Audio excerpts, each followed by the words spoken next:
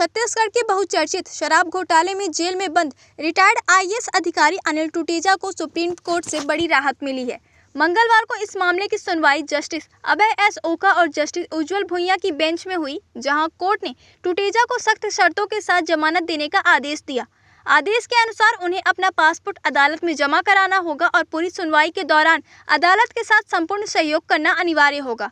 हालांकि अनिल टूटेजा को यह जमानत ईडी के केस में मिली है, लेकिन ईओडब्ल्यू की ओर से शराब घोटाले के संबंध में जांच चल रही है और उसी केस में वो जेल में है, इसलिए फिलहाल जमानत के बावजूद वे जेल से बाहर नहीं आ पाएंगे। जानकारी के अनुसार टूटेजा ने पहले ही इस मामले में करीब 1 साल की सजा काट ली है। सुनवाई के दौरान पीठ ने यह भी स्पष्ट किया कि 2 अप्रैल 2025 को दिए गए आदेश को अब तक किसी ने चुनौती नहीं दी है। अदालत ने कहा कि इस मामले में अभी तक संज्ञान लेने का कोई आदेश नहीं हुआ है, चूंकि आरोपी ने 1 साल की कैद पहले ही काट ली है, इसलिए यह उचित होगा कि उसे सशर्त जमानत दी जाए। कोर्ट ने यह भी कहा कि इस मामले में अधिकतम सजा 7 साल की हो सकती है और इस पर सुप्रीम कोर्ट का पूर्ववर्ती सेंथिल बालाजी केस में दिया गया निर्णय लागू होगा। इसके अलावा अदालत ने यह भी उल्लेख किया कि 12 फरवरी 2025 को इसी मामले में एक सह आरोपी को जमानत दी जा चुकी है और उसी आधार पर अब टूटेजा को भी राहत दी गई है। ईडी की ओर से पेश हुए अतिरिक्त सॉलिसिटर जनरल एसवी राजू ने टूटेजा की जमानत का कड़ा विरोध किया। उन्होंने कहा कि टूटेजा एक वरिष्ठ अधिकारी रहे हैं और उनके खिलाफ बड़े पैमाने पर भ्रष्टाचार में शामिल होने का पुख्ता सबूत है। उन्होंने यह भी आरोप लगाया कि टूटेजा ने न केवल शराब घोटाले में बल्कि छत्तीसगढ़ नागरिक आपूर्ति निगम घोटाले में भी शामिल रहे हैं।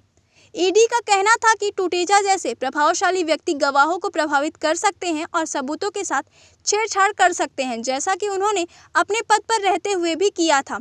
ऐसे में उन्हें जमानत देना न्याय संगत नहीं होगा।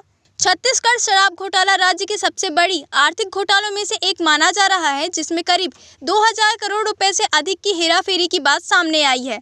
इस मामले की जांच ईडी कर रही है, जिसने पहले एसीबी में एफआईआर दर्ज कराई थी।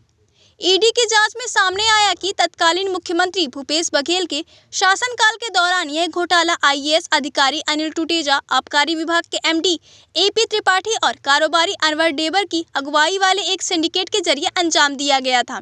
जांच एजेंसी का कहना है कि यह सिंडिकेट राज्य में शराब की आपूर्ति और बिक्री से जुड़े सभी महत्वपूर्ण निर्णयों को नियंत्रित करता है और प्रभावशाली पदों का दुरुपयोग करते हुए अवैध कमाई की गई है। अब तक इस केस में 20 से अधिक आरोपियों को नामजद किया जा चुका है और 30 से ज्यादा गवाहों के बयान लिए गए हैं। यह मामला छत्तीसगढ़ की राजनीति और नौकरशाही में भ्रष्टाचार के एक बड़े नेटवर्क को उजागर करता है, जिस पर अब देश की सर्वोच्च अदालत की भी नजर है। आने वाले दिनों में इस केस की अगली सुनवाइयों पर भी गहरी नजर बनी रहेगी।